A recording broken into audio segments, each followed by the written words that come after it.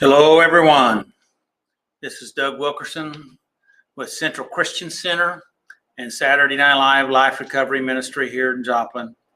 Thank you for being with us today or on the replay, whatever the case may be. We're glad that, as I said, that you're here. My desire is to just try to be a help, a support, to add value to your life. Also, that maybe through some of the things we talk about, maybe stir up some new thoughts, maybe answer some questions. That'd be great, wouldn't it? And also maybe give you some hope, some peace, grace. Today, with an encouraging word from Doug, my title is, Which is more important, being kind or being smart? I'll say that again. Which is more important, being kind or being smart? Now that's a challenging question if you really think about it, because I'm assuming that for a lot of us, our snap answer would be being smart. That's what our entire world system seems to be communicating, is about intelligence, being capable, being able to understand and know and do and be and all that type of things. But I was asked this question several years ago and really caused me pause to think about, because then they kind of shifted the question a little bit and says, well, what really do you value in your children? Do you want them to be, is it all about just being smart, or is it about having some kindness? What kind of person do you want them to be? Do you just want them to be smart and not kind? Well, go ahead and ask the other side. Do you want them to be kind and not smart? Well, what's going to help them in their life that's before them? What's going to help you in your life? I've been around a while, and a lot of people out there, it's just about them. It's not about anybody else. Now, not everybody's like that, but the fact of it is, it's outsmarting everybody else for me to get my own. But so which is better? Kindness or intelligence?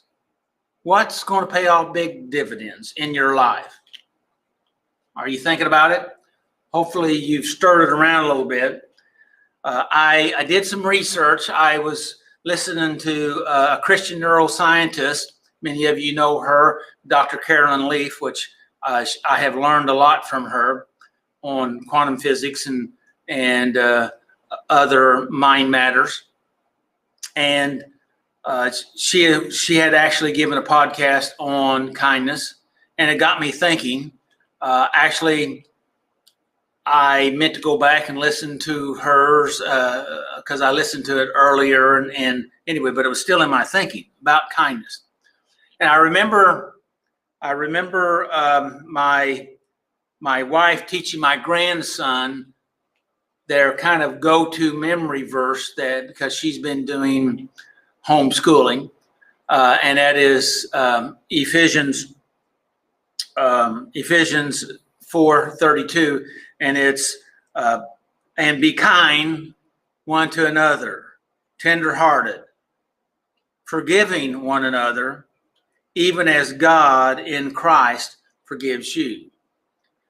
So after listening to Dr. Carolyn Leaf, I was thinking about it. It was in my thinking. I remember hearing them quoting that verse. I get to be home a couple days out of the week when they're doing school, and they normally say that. At least I've heard them say it multiple times, many times, matter of fact, and at other times too. Because Linda and I have had this conversation several years back. What do we want? Is it all about intelligence or is it about kindness? Because you can be extremely smart and be ruthless and unkind, and the world will turn against you. Yeah, you can be kind and the world will turn against you too. There's a balance to everything. I'm just proposing a thought here today. And so I went and did some research. I looked up, I found an article, and it was about the science of kindness. I looked up some other matters on kindness, neuroscience on kindness. I got all kinds of information. I think I had like 28 pages of notes that I made. And so I'm just touching on a little bit today. I'm probably going to come back next week and probably talk about this topic, how kindness improves our mental health, our physical health, and our spiritual health. We'll be talking probably about that next week. And I have at least 10 things there, 10 points. But today we're going to be addressing this other topic about just kindness, the importance of kindness, and some of the science, just a few of the science research information about what kindness does for us as individuals. Now, if God put be kind one to another in the scriptures, did he just do it for no reason, or could there have been a reason? Was it just all spiritual, or could it have had something to do with our mental, emotional, or physical being? Well, there is a lot of research out there nowadays on kindness and empathy and these type of things, because even though the scriptures have talked about it for thousands of years, science is just now catching up because they're researching it, because they've seen the benefit of what the scripture has been talking about for thousands of years. And now it has, through scientific research, proven some of these things. And we're just going to touch on them. We'll probably hit some more of them next week. But one of the things that I hit on when I was looking up in a commentary, that's a Bible commentary, it was went through the scripture about being kind one to another, being tenderhearted, forgiving one another. But he said, but they said in this, and I thought it was interesting, the opposite of being kind one to another and tenderhearted is bitterness, wrath, and anger. I wonder what that would do to your life. That's an interesting question. Bitterness, wrath, and anger. If you don't know what wrath is, how about rage? Okay, how about emotional violence or even physical violence? Okay, how would that affect your life? Okay, well, you'll get what those things would produce in us, which we may touch on a little bit. But the worst thing is you'd miss what kindness does for us. So let's go forward. Here's a statement that I thought was very interesting. It says, kindness means having compassion with someone, even if you don't have it in you. Okay, to really be kind at that time. So kindness is me going ahead and being kind anyway. Okay, goes on to say kindness also means to respect one another in a mature manner. So we could say, well, that's maybe kind of like civil. Okay, like civil. And with all the chaos going on and the unrest and the uncertainty that a lot of people are feeling, and the loss of hope and the loss of a future or a purpose, it puts a lot of, it really stirs up a lot of anxious feelings in people. And those anxious feelings ripple out. But what I'm going to be talking about today is about kindness and how it has a rippling effect also. And if you'll just stop and look at it, you'll see it to be so. And I believe one of the reasons why I'm here on this earth and you're here on this earth is to make a difference, to make things better in this world. Not just better for me, not just better for my wife, my children, my grandchildren, not just, my small community, but yes, for all those, but also my state, my country, our world, okay? Because this is important. And we will either make things better or we'll make things worse. What do you choose? I'm going to go ahead and address some of this about the science of kindness. Sometimes it's easy to feel like the world is getting harder. We feel that way. My daughter was talking to me just this week and asking me about the turn of events and how things are going, and I didn't get all of her input, but my input was, things are happening, and there is a balance to everything, and situations have to occur to create that balance, and we're working towards a shift here. Now, things may get a little rougher before they get better, but that's just seems like it's always been the process. If you read history, if you read the Old Testament, there's that cycle of things that take place. We don't like that, okay? We like to stick our head in the sand and not accept reality.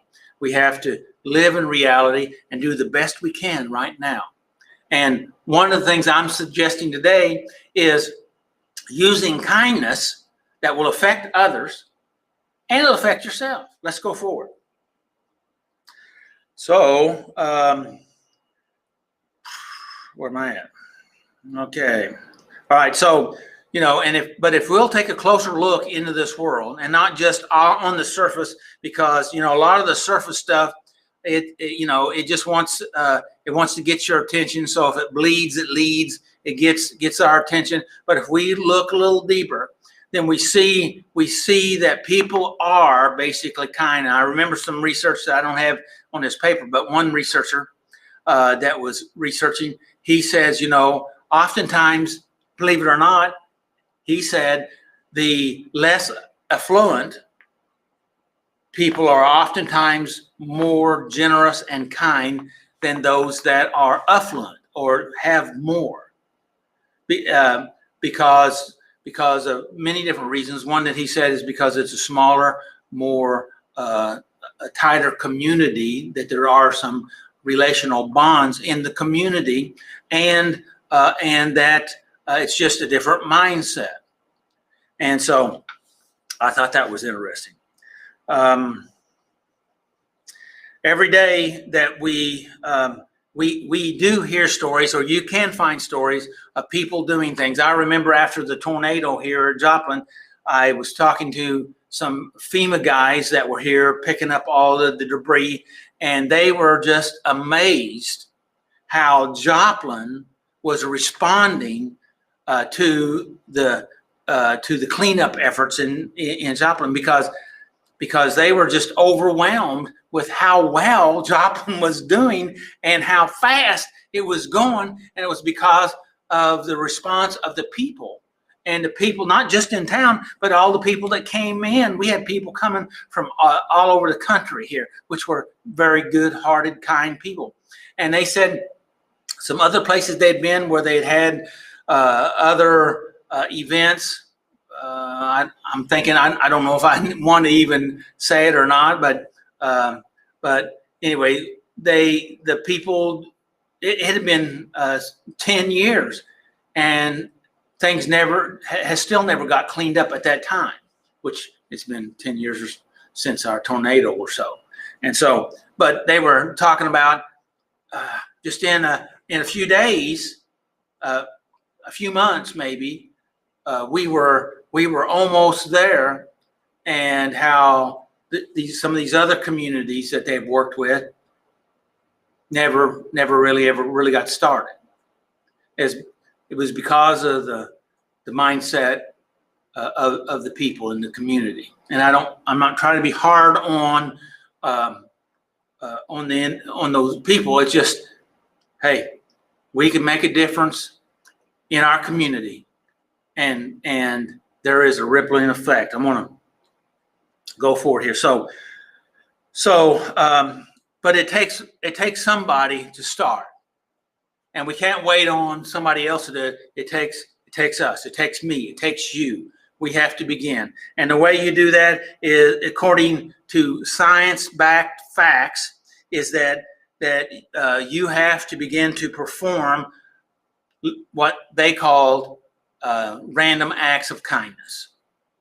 Okay, and that is that, and these random acts of kindness affect you. The science said that if you do it and you have an intention to do it, and you do these, whether it's one or more a day, that it affects you. It makes you feel better. But the rest of the story is, not only does it make you feel better, but it makes the person that received the random act of kindness feel better, according to the research. They had the same hormone release that the person doing the act as the person that received the act. Plus, people that just happened to see the act or observed the random act of kindness also had a sense of well-being because of an act that they observed. Now that's interesting. That's based off of science. And they said that these random acts that a person would do would actually reduce stress, anxiety, and depression. We hear a lot about anxiety and depression nowadays. So you want to do something to help yourself? Do a random act of kindness. Even if it's a smile. Maybe it's holding a door open for somebody, or picking up some trash. And it does, and maybe you don't have to be directly to somebody, but if you can pick up trash, maybe you think nobody might even see you, but that's okay. But you saw you, and that helps you, and you enhance your own personal integrity, and then you lower your own anxiety, your own stress, your own depression. And those hormones flood your body. If you buy coffee for someone or some sort of act of kindness, and it doesn't have to be expensive. Okay, it can be, like I said, it can be a smile or a hello. Those things in some situations can make people feel more comfortable and relaxed. And it's a benefit to everyone that's involved. And when you do that, not only, the things that I've said that you get, but they also get calmer. They feel happier, and it actually affects them in their body as far as healing, according to the research here. And the reason why is because some of the hormones that are released, and that's like serotonin, which heals wounds. Serotonin heals wounds and helps relax and make you feel good.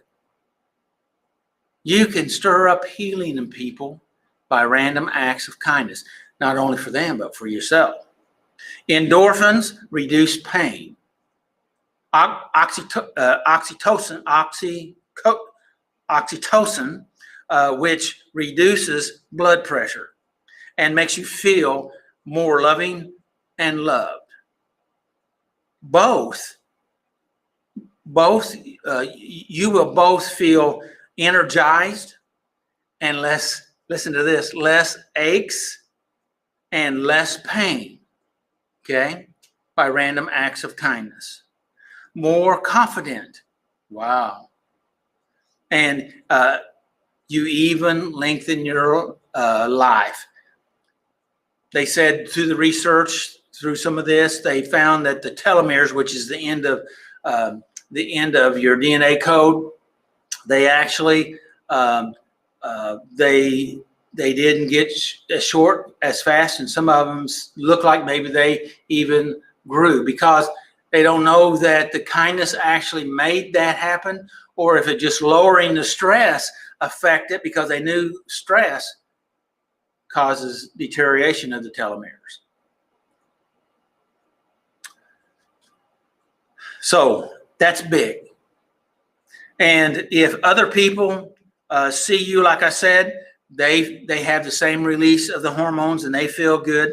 And if they feel good, then they will have a possibility to go ahead and pay things forward. It's no guarantee that they will, but that seems to happen.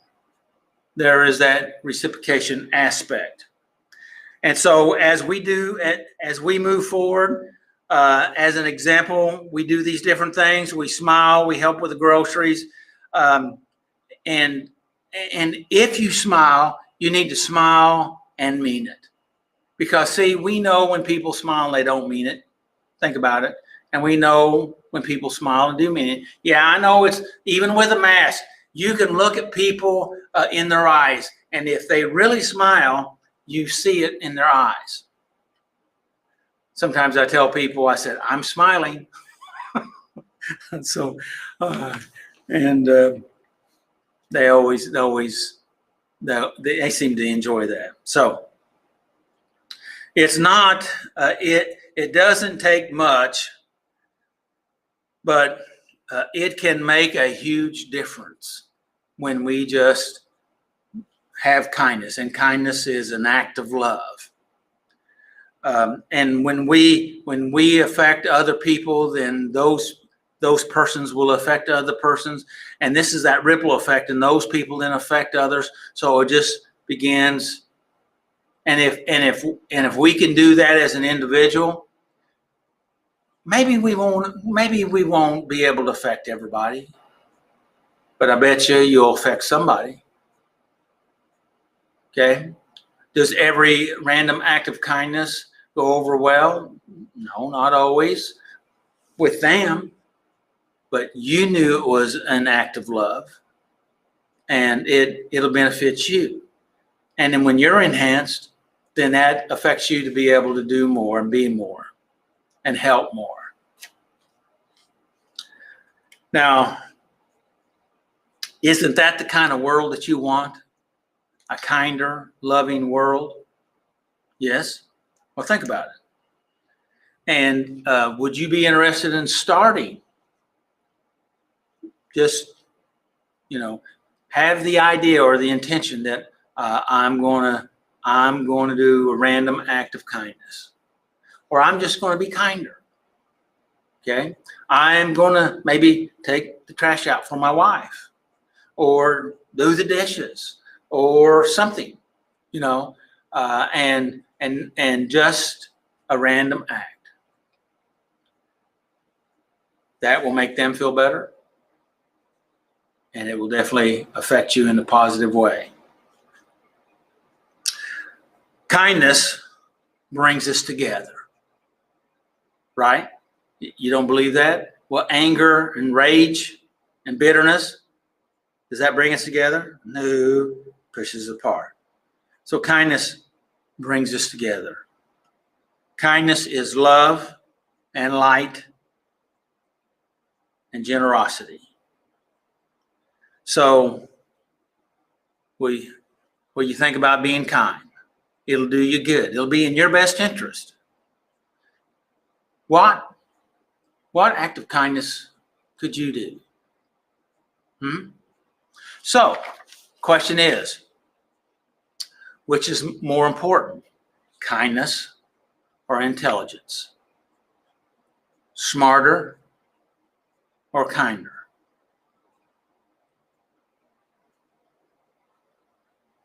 Thanks for listening. Hopefully you have a good week. Happy Easter. And if you can be in church somewhere, I'd recommend that you do that. And if you don't have a church, of course, you're welcome here at Central Christian Center. We at 10:30 here Sunday morning. If not in person, we're on TV, and we're of course on the internet. So may the Lord bless you and keep you. May His face shine upon you and give you His peace. Until next time, have a good day.